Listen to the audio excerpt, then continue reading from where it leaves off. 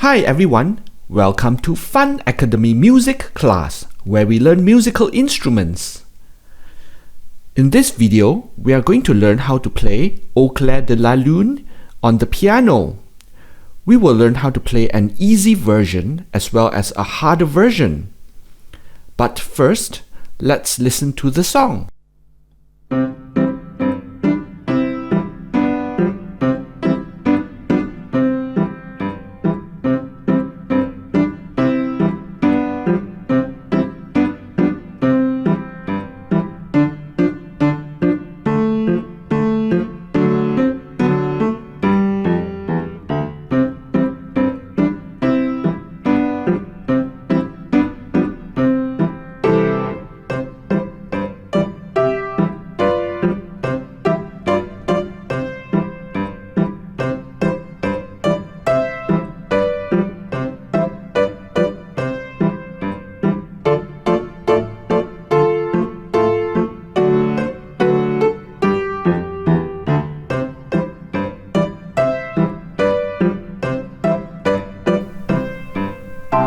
The easy version.